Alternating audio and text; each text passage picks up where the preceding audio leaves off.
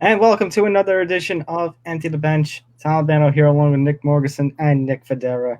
Gentlemen, I would like to make a comment about something, but I'm afraid I've sustained a bit of an injury, so this might be my last show for a little while. Like it is several NFL players who won't be playing for a while. So is it turf toe or turf head? Or Yes. is it an injury to the ego? Injury to the ego. I pulled some sort of hammy. I hope you have good insurance. It's like that SpongeBob episode. Every morning I break my legs. Every afternoon I break my arms. And I have paper skin as well. But all right, before we start joking around, we have a serious topic to discuss. But before we get into crapping on the NFL, which is its own sport, we need to. We do need to discuss the fallout from the Breonna Taylor decision, meaning the decision of Kentucky, the Kentucky Attorney General, to not charge only one of the three officers involved in her death with, I think, some kind of criminal mischief charge because of the shots he missed that didn't hit her. And it is a gross miscarriage of justice. But not to get all political, but what we're basically talking about here is the fallout from the sports world, and there has been over the past couple of days. Wanton endangerment, yes, which I think is a civil penalty. But which I don't know what the word wanton means. Wanton meaning careless, meaning wild. It's such a crazy situation, and I told Tom before we started this episode that I was really severely concerned that the NBA was going to stop playing again when this decision came down in Kentucky, because we saw what happened when the NBA players and the teams originated in the bubble, and they wouldn't play until civil injustice was served, so to speak. And now I'm just surprised that the NBA players almost let it go, so to speak. I'm a little surprised we didn't see any walk-offs or anything like that. Well, you know what? I'd hate to think that maybe they're numb to this, because it absolutely should not be like that. We should not be living in a country where this happens. I wouldn't say numb to it, because we've had plenty of reaction. We've had plenty of reaction. Like I said with the NBA, like I said before the show, I think, they're so close right now to the NBA finals. They're right at the end of the championship. Conference series. Not necessarily numb to it. Perhaps what I should say is they're not surprised. Not surprised. They expect. Well, when you had those reports of all the officers lined up and preparing for some sort of riot, you kind of knew something. You kind of knew they were going to screw this up, and or did they? They didn't disappoint. Well, and I'll ask this to Nick now as well, because I asked Tom this question before we started. Do you think the NBA and Adam Silver came out and said, all right, you guys, we met the requirements before we started in the bubble. Please, we're begging you, please don't stop playing games over this? Well, considering that they're a lot further into the season than they were when George Floyd was killed, I would say it's definitely plausible. I don't know if, since this is a player-driven league, I would Adam Silver would have some stones on him to have to come in front of those players and beg like that. Well, but plausible, yes. But I think, this is where I was going with it, I think you're so close to the end. We've seen the reports of how some NBA players are just sick of the bubble. They want to go home. I think it's just a point of, let's just put an end to this. Well, and now we're also hearing speculation from Adam Silver's mouth, the commissioner of the NBA, that originally we were supposed to start the 2021 season, 2020-2021 season at the end of December. Now they want to go, now they're saying it's not possible, and we're going to start in January of 2021. So it's just going to be a 2021 season. Practically at this point. And which actually makes more sense, because then it makes the championships easier to remember. Well, not only that, but because the '97 Bulls were actually the '98 champions, and it's always been confusing. That's right. Yeah, and I just think it's interesting because just to make a quick comparison to the NFL, we're seeing all the injuries because they didn't have the proper time to get training get camp. back into playing shape. We'll that's get why, to that. that's why I said before the show too. If they had done the walk off like we had predicted, you were probably going to push the NBA season back to February. And don't get me wrong, or even March maybe. Yeah. And plus, Right. there's so much that we don't understand at this point. With what are we going to do with the vaccine, and what can we do with fans? Can we have reduced capacity, no capacity? What are we thinking? I think there's so much up in the air at this point. It's hard to tell. I mean, what's very unique about this whole situation is just we're dealing with multiple situations. You're dealing with a COVID-19 situation. You're dealing with the BLM movement or civil unrest movement, and everything is just a problem. So I don't know exactly what to do in this situation to make it all better. What would you do? And I think that's the thing. It's just I don't know. I don't know what the solution is. And I'm not sure if the NBA really knows what the solution is. I mean, Well, there's only so much advice we can give. It's, three pasty white guys here, but also remember this. I mean, we're talking about what to do with the Breonna Taylor decision and reaction, and not just that we're not as strongly affected by everything, but remember, and I think they were talking about this the last time when we had the walk-offs as well. The NBA players and all these athletes, they can only do so much. They're not the ones in Washington. They're not the ones in political They're not office. Politicians. Their job is not to save the world, especially when the world continually and consistently fails the black community again and again and again and again and again. And sometimes we put these, like we say this every time an athlete gets in trouble. Sometimes we put these athletes on too high of a pedestal.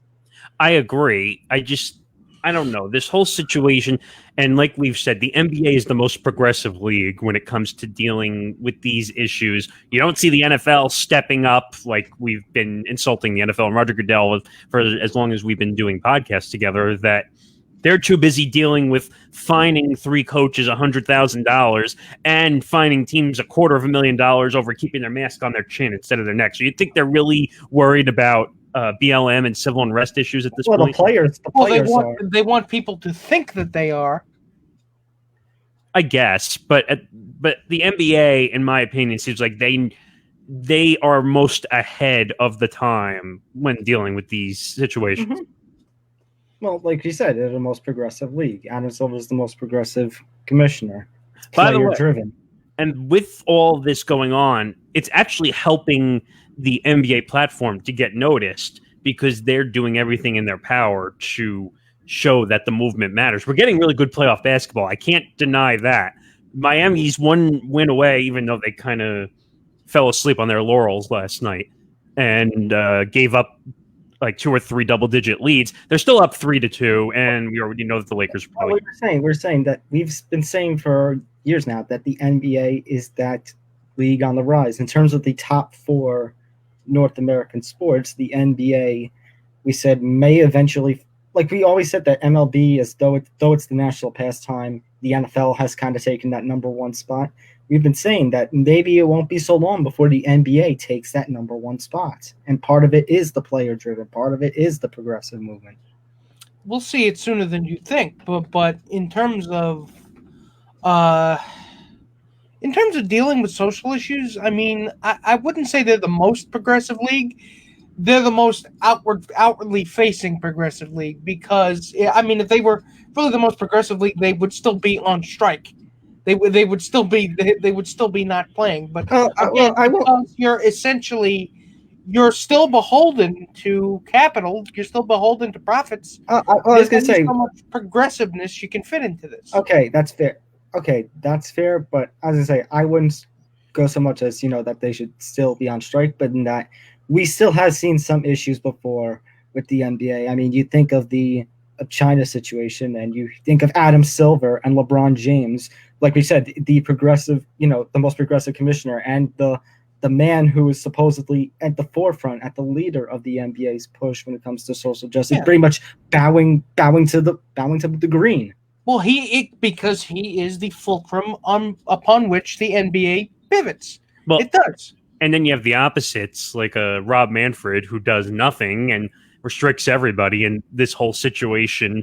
And you just see that the MLB and the MLBPA can't come to a deal. And you really see no social movement situation going on in Major League Baseball because, according to Rob Manfred, he doesn't want anybody making his sport look bad. As if something like that could actually make your sport look bad, because God knows you need a PR. You would like some good PR after what happened with the Astros. And don't forget when they did do the walk-offs, all the rescheduling issues because you and the MLBPA managed to drag out your negotiations during a time in which, so many people were losing their jobs. And I think so many people still have lost, are still unemployed from the COVID. Oh, yeah. Believe me, that's not going anywhere for a good long while. Who was the player on the Athletics? It was Maxwell, the one who kneeled? Bruce Maxwell, I think. Right. I would say who kneeled a couple of years ago, but then that didn't really take off because he ended up getting arrested, I think, for DWI or DUI. Yeah, I think. But I mean, you still see players kneeling. I mean, Giancarlo Stanton and Aaron Hicks, the Yankees, they've been kneeling pretty consistently throughout the entire season. So, I mean, but in terms of social issues, I don't think this is going to move the needle as much as it should or drive the conversation. So, so now I guess, gentlemen, we're ready to move on. Yeah, I'm sorry there wasn't a better transition to this, folks, but we needed to discuss it one way or another. Yeah. Unfortunately, until change happens, when you see stuff like, the George Floyd, the Breonna Taylor, you see the sports world react, it's like what I've been saying about, when these teams test positive, until there's a change, time and time again, we're going to be talking about this. I know we're going to sound like broken records. We're going to be sitting in front of these cameras, keep asking these questions until somebody actually does something. And we're going to sound like broken records, but, until something happens. Right. And then just one more thing I wanted to add to this. It was that LeBron, we forgot to mention LeBron because LeBron has been very outspoken on Twitter, making statements. And he kind of gets this perception sometimes where he's like, I'm the leader. I am going to take charge. I'm going to do everything. Now, I get it. We're dealing with a lot of issues around the world and the country. But do you feel sometimes that he's very, over the top in certain aspects? I don't know. Only because I think his take and everything in the sports world is, his take on the Breonna Taylor decision isn't the number one, take from the sports world on it. I mean, the one I think of is the Malika Andrews on ESPN breaking down in tears. And just so you know, people who don't, she's an up-and-coming media star on ESPN. Do you know that she is 25 years old? Starting early. Mm-hmm. No, but it has nothing to do with starting early, starting late on the movement. It has to do with that. Give her a lot of credit. She was on with SVB. She made a heartfelt statement. That's a tough thing to do at 25 in front of millions of people on national television. Oh, absolutely. Mm-hmm. So it's just amazing to me, the young people, how they're stepping out into this whole movement. That's all. Like you said, the revolution is here. Speaking of broken records, yes. I think there is to talk about, folks. And if you can tell, I'm actually on the verge of having a complete psychotic breakdown in terms of what's happening with the Giants. I mean, I know I shouldn't have. You should have expected these things to happen. I'm trying to. Just because you can see the hammer going for your skull doesn't mean you actually like it when it happens, because you know what? Just because I can see I can see the camera going up my rear end, it doesn't mean I actually want that to happen. Okay, so after that, Paul Brandt, gentlemen, I'm just going to. I have CBS Sports here, and it has the injury report, all the outs, all the questionables. I'm just gonna casually go through this. Let's see if there's any You have an names. That, hour to break this down? Hey, Nick, but before you read that list, hey, Nick, I think there's a doctor in the house. Is there a doctor in the house somewhere? yes, his name is Dr. Two Checks Goodell. Oh. Read them He off. has- Read them off. Read them off. He has a degree, a doctorate degree in fining people, and suspending people. Okay. Read off them injuries, boy. Okay. Bengals at Eagles. Geno Atkins out. Alshon Jeffrey out. Jalen Rager out. 49ers at Giants. Jimmy Garoppolo, Raheem Mostert, Tevin Coleman, Dee Ford. Basically, the entire 49ers starters are out. Saquon Barkley, obviously, out for the year. Cam Akers is out for the Rams. Zach Moss and Dawson Knox are out for the Bills. Tremaine Edmonds is questionable. Henry Ruggs is out. Josh Jacobs is questionable. Patriots, James White. That's not an injury, unfortunately. That's the passing of his father in a car accident and his mother getting seriously injured. Our thoughts out to him. Julian Edelman and N'Keal Harry, questionable. Duke Johnson is questionable for the Texans. The Steelers somehow have nobody on their injury list. That's a miracle. That's incredible. Khalil Mack for the Bears is questionable.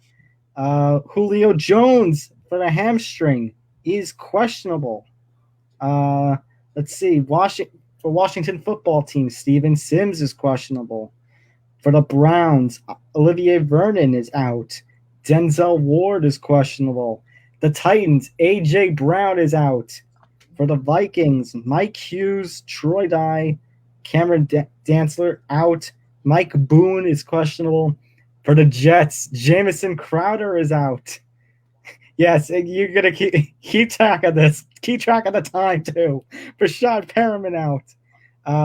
The Panthers, Christian McCaffrey is out. Tyrod Taylor is out for the Chargers, and that's because we found out a doctor punctured his lung. Doctor punctured his lung. What kind of incompetent sawbones are you running with in the Chargers organization? I'm actually going to inject something into your ribs, but if your insides come outside, that is not something you can sue me for, yes? You cannot actually, if your brains actually come out of your ears, let's just call that a side effect, right? I give you some Tylenol and you go back on the field, huh? Melvin Ingram is doubtful. Drew Lock is out. Philip Lindsay out. Jerry Jeudy questionable. Kenny Galladay is questionable. Devontae Adams is doubtful. Michael Thomas is out. Guys, what happened? You know what happened? No training camp happened. It's basically a MASH unit at this point. Oh my god! You know what? Oh god! I have an effed up theory. Okay. Oh no. Okay. Oh, God, here it comes. I have a really effed up theory. Roger Goodell wanted these injuries to happen so it would look like his league is not over the top, and people would feel bad for him in this time of COVID-19. You're ascribing a level of brain power to Roger Goodell that I don't think he possesses. I mean, there is a little hole in the bottom of him where Jerry Jones can actually stick his fist. So I really wouldn't expect all of a sudden the puppet to come to life, is what I'm saying. I mean, unless you're wishing upon a star, Geppetto, I don't think that's actually going to happen. I know, but I'm curious. I bet you he wanted all these injuries just so his league wouldn't look the best out of everybody else because he knows that people are going to criticize him. I mean, we rag on the preseason a lot. That's practically part and parcel around these parts. I think you need a training camp, though. You need maybe 2 games of a preseason. I know the irony. I just said that 2 games. All I can say is, though, that Roger Goodell was really crafting this one up. Oh, my God. All right, so, guys, I'm just afraid. I'm afraid we're going to, kick off tomorrow, and we're just going to see a repeat of last week. By the way, Oh yeah, actually half the Giants special team is actually going to collapse with spontaneous combustion. I mean, Daniel Jones is somehow going to be out with some kind of exploded sphincter. I have no idea how the hell that's even possible. But you know what? Would I put it past something like this to happen in this year? This year in which somehow everything that everything weird and terrible has been happening? no, you know what, Nick? I think Roger Goodell's going to need some psychological therapy from Dr. Phil. You see, what you need to understand is that when your players say "ow," what you can't say is "good." You need to not, applaud when people say they're hurting. You have to understand that's the exact opposite emotional reaction we need from you. Do you understand that, Roger? You see, hello, anybody home? Doesn't look like he's paying attention, folks. That's Dr. Phil. He's not understanding of Zoom or any of these social platforms that we're using now because of COVID pandemic. But I don't want to, entertain Nick's theories for so long because I doubt he's celebrating injury. But I think, he shouldn't. He might feel that he shouldn't be too bothered by it. Only in the sense of, and hopefully you guys understand where I'm going with this. That the name on the back shouldn't matter. No, the name on the back shouldn't matter. It's just the shield. It's all about the shield above all. The shield. No, but it goes back to what I said earlier, that you can tell that he doesn't give two you-know-whats about the league because he fined 3 coaches. Well, who was it? It was Gruden, Fangio, and Pete Carroll, each $100,000 for having their mask on their chin instead of all the way up, and then fining their teams each $250,000. I mean, Fangio's an idiot, and Pete Carroll is pretty much useless. However, John Gruden probably thinks he can beat coronavirus by yelling at it. So I think I understand what his thought process was. It's insane, but again, par for the course for Mr. Spider Too Wide Banana. All I'm thinking of is that car commercial he was in. Come on, you got to get up. Oh God! Please don't start this. You got to understand what it takes to actually beat. I see. I don't need any epidemiologist telling me how to wear a mask. I'm going to wear it on my nose. Well, make fun of him Raiders all you want, but they're 2-0. So are the Bills. See, Ravens. Joke's on me. Joke is on me. So are the Bills, Ravens, Steelers, Titans, Chiefs, Cardinals, Rams, Seahawks. We got a good few amount of teams that are 2-0, although some of those O's are going to be disappearing over the next couple of weeks. I guarantee you, some of them are flat fish, meaning, fluke. But there's 2 teams here that really surprised me at 2-0, which are the Raiders and the Cardinals. I'd say, the Raiders, I mean, they were playing Carolina, and who did they play last week? They played, the Saints. The Saints. Yes, it's a little surprising for the Raiders, although the Rams kind of surprised me, though. They were playing the Cowboys and the Eagles, so I would have thought they would have dropped at least one of those games. The Eagles are an abomination, as we figured out. But they should have lost to the Cowboys, but for whatever reason, McCarthy decided to not kick a field goal. Because the thing is that as far as the Eagles go, we know now that Nick Foles was the one wearing the pants in that relationship. Well, so wait a minute. I did hear a rumor though that the Eagles might try to trade back for Nick Foles again. Yeah, I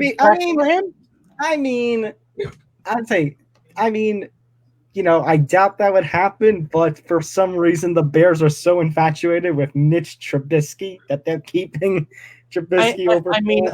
I think they might have signed a contract with the devil, so that means they're stuck with it for the next 500 years of indentured servitude. But here's your 0-2 teams, by the way. The Dolphins. Well, they're not. They're technically not winless anymore because they did win a couple of nights ago against the Jags.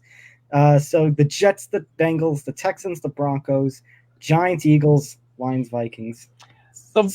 Yeah, of those teams, I'd probably say the Vikings and the Texans are the most disappointing and surprising. Well, you have to remember something about the Texans. Can you put those teams up again? Because I just want to see.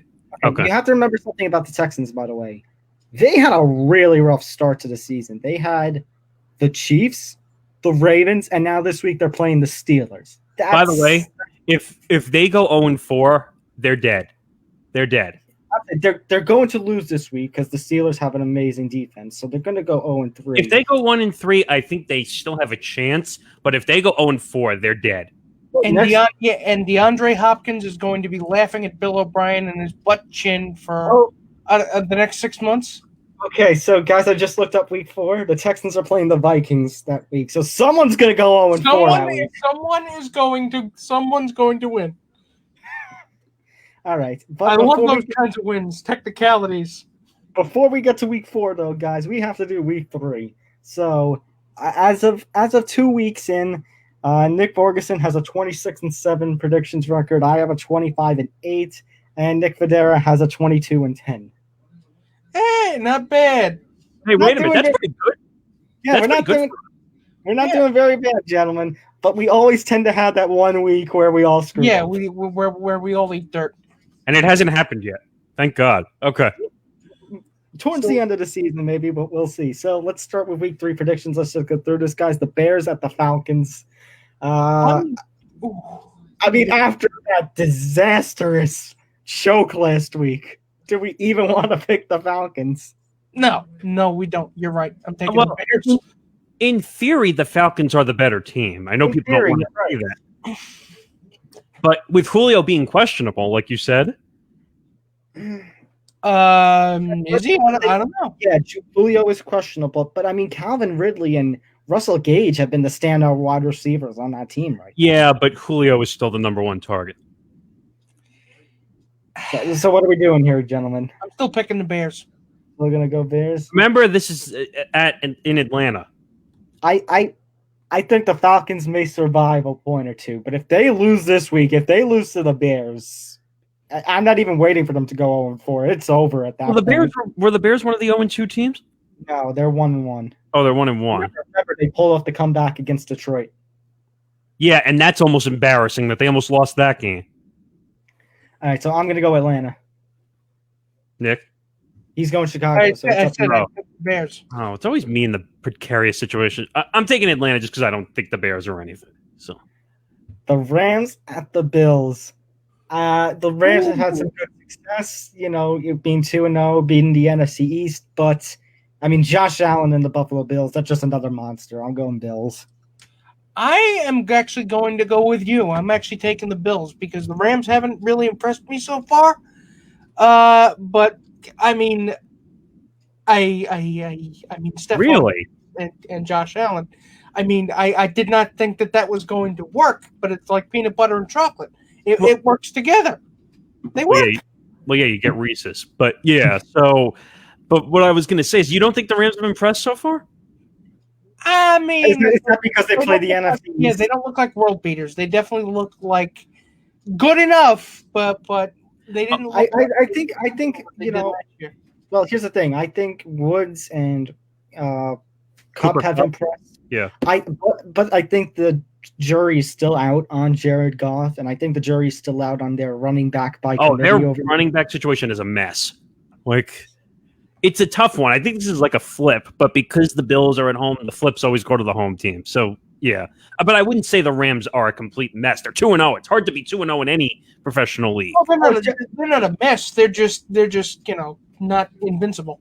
And Jared Goff, like you said, is so Bills. Gentlemen, you want a mess? I'll give you a mess. No. How's this for a mess? Why? He's in Cleveland. I am going to say, well, first of all, I'm going to say this is only going to be like a 13-7, a 14-10. This is going to be a very low scoring game, I think. No, you don't think so? No. Ow, it hurts. I think they both scored 20 plus points. I think it's going to be an offensive disaster, in my opinion. But who comes out on top in the offensive disaster or defensive disaster? No, I ain't picking Washington, though. I'm going with the Browns. I got to go Cleveland. I said that Washington was going to lose every game, and they, despite the Eagles choking away week 1. Did the Browns win a game? I can't even remember. They beat the Bengals last week. Oh, yeah, that's right. This is going to be a disaster, but don't kill me for this, but I'm taking the Washington football team over the Browns. I'm not going to kill you for it because at this point, it's crap playing boop. That's what it is. And by the way, if they lose, I think Baker gets benched. Ooh, that's a take. That is definitely a take. Raiders at the Patriots. Hey, it's 2-0 against very close to 2-0. That last play by the Seahawks was the phenomenal. ironic play between the Pats and the Seahawks, and they lose on a sneak trying to go in. Ironic. But I think this is where Gruden's luck runs out. I think the Pats are winning. Yeah, I'm taking. I still love Cam Newton, even though I really don't like the Patriots. But I'm taking the Patriots because I do think that Gruden, that monkey's paw he wished upon, that finger's going to be curling up soon. The one thing I will say is that this is not Tom Brady. I'm not trying to make a reason for the Raiders. Not so much on that. Not so much on that. The Raiders do have a scary defense, but I think Cam Newton and I think that's a rushing. The Patriots are a rushing team under Cam Newton because Cam Newton is a rusher. They have a major injury, don't they? The Raiders? Yeah, I thought you said they had a major injury. Henry Ruggs on their offense. Yeah, but still, they had a few injuries, so I don't know. I mean, like I said, Cam Newton's not Tom Brady, but Cam Newton has looked really good so far. I think it's a close game, but I think the Pats, again, win it all. Okay, Bengals at the Eagles. It's another one of those crapshoot kind of games, but gentlemen, here's my take. Joe Burrow is finally going to get his first win. I am going with Cincinnati. I can't believe I'm saying it, but Cincy. It's really going to come down to who's the better quarterback, and I mean, at this juncture, I have no faith in Carson Wentz. So I'm picking the Bengals. And I'm taking the Bengals, and I think Carson Wentz gets benched. I was going to say, I don't know if it's this week, but if they lose one of these next two games, and Carson Wentz does not improve, I think Jalen Hurts will become the new quarterback of the Philadelphia Eagles. Yeah, I'm with you on that one. All right, Texans Steelers. Here's one of the big games of the week. Here's one we've been talking about. Deshaun Watson, still a good quarterback. I mean, but he's been a little slow out of the gate. The Steelers, this is another, what have we said about the Steelers in recent season, guys? They play down to their competition. Against the Giants, that very easily could have been a loss.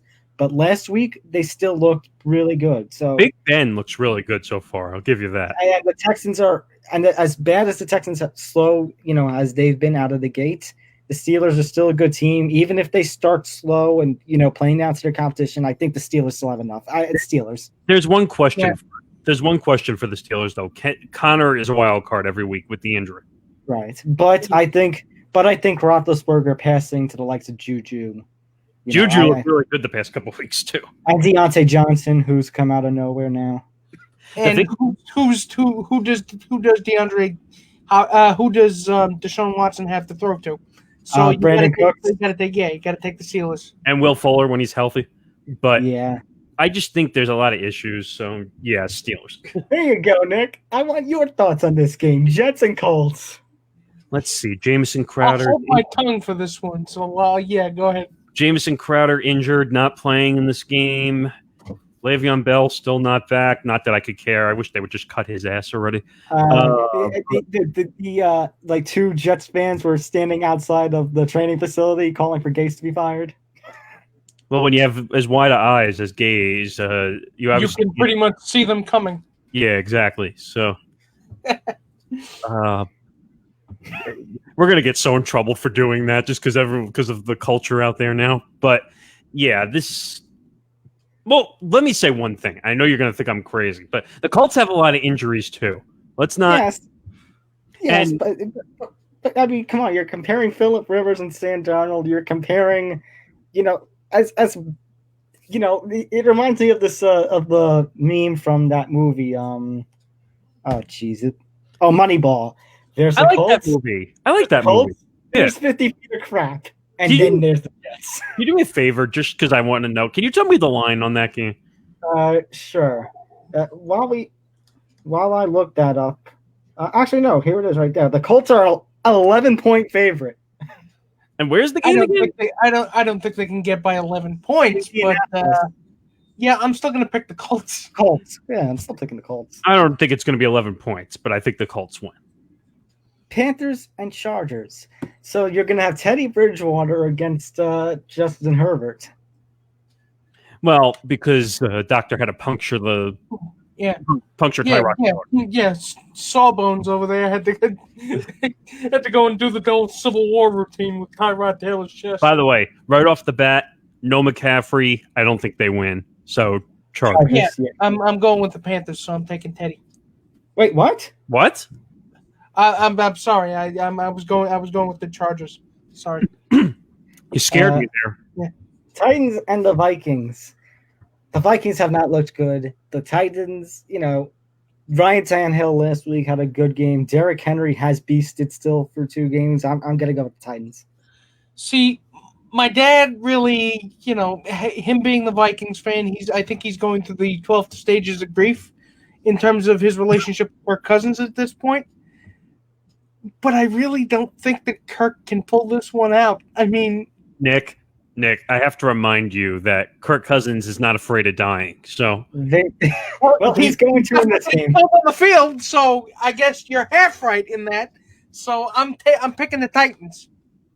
By the way, and you realize the Titans shouldn't have won a game due to timeout situation. Right. Titans, yeah. Okay, 49ers and the Giants. Can the 49ers injuries be enough to give the Giants their first win?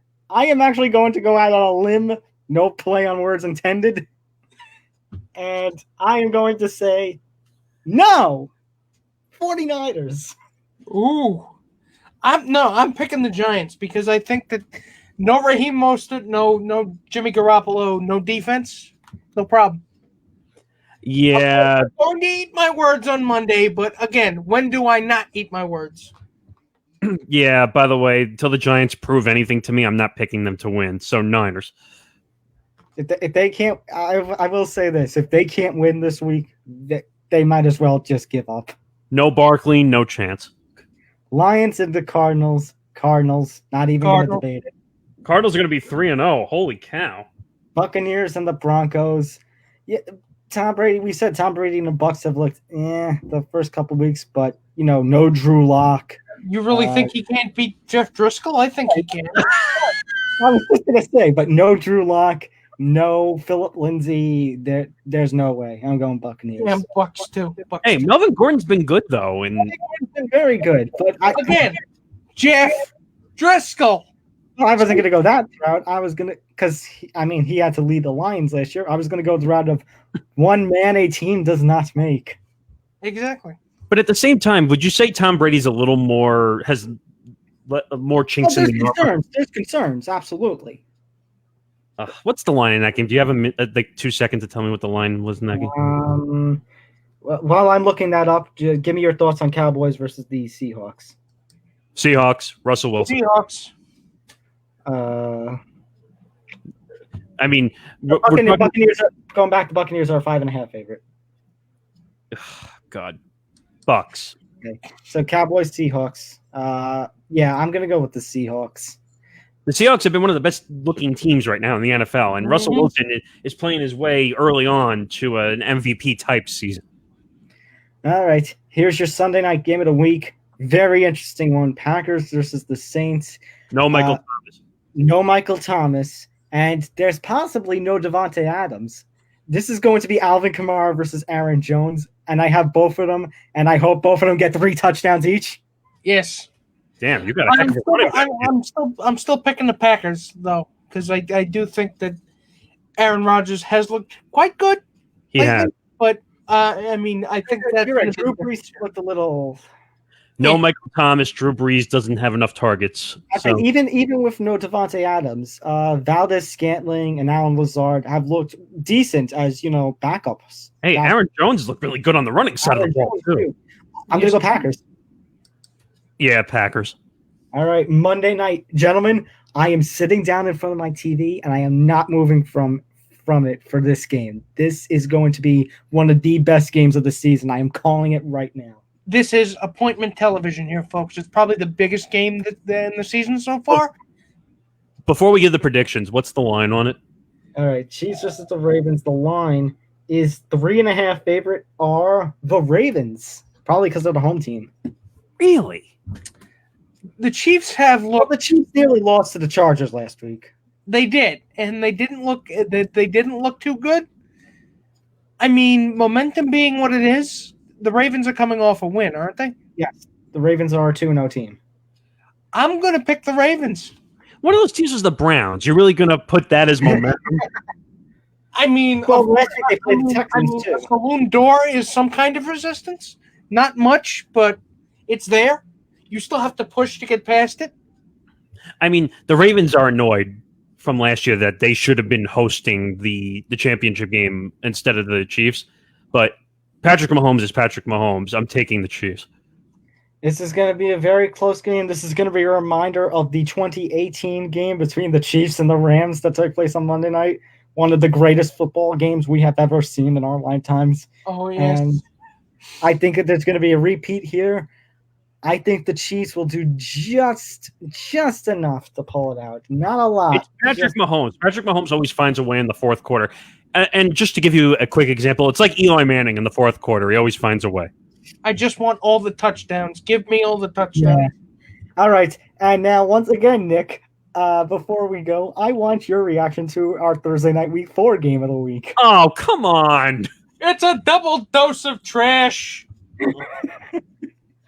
Oh, God. Denver at the Jets. There's probably no one Broncos. on this. Broncos. I'm telling you right now, Broncos. The Jets are a team that would lose to Jeff Driscoll. The sad part is I think they are going to lose to Jeff Driscoll, but oh, God. Yeah. Oh, God. I'm taking. All right. Before we go, gentlemen, I need your thoughts very quickly on this news that Robert Kraft will not be charged down in Florida for the massage parlor thing. I mean, everybody was pulling for him, so It was a real hard decision. I mean, having a good legal team can really come in handy. Please stop me before I go any further. He was coming real hard. What is going on? He was.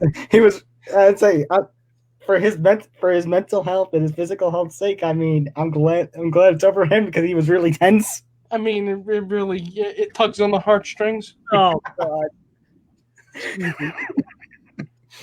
He's really a grower, not a shower. Stop it! This is like whose line is it anyway? Who's on first? I don't know. Third base.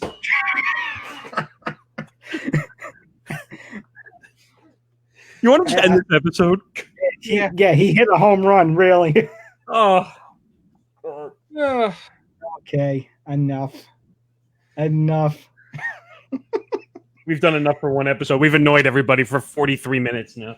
All right, make sure to follow us on social media at ETB Sports on Twitter for all the news. And here, give us a like on Facebook. Follow us on Facebook to get notified on when we're going live. For Nick Morgasen, Nick Fodera, I'm Tom Albano. And we'll see you next time. Good night, guys. Good night, everybody! Good night.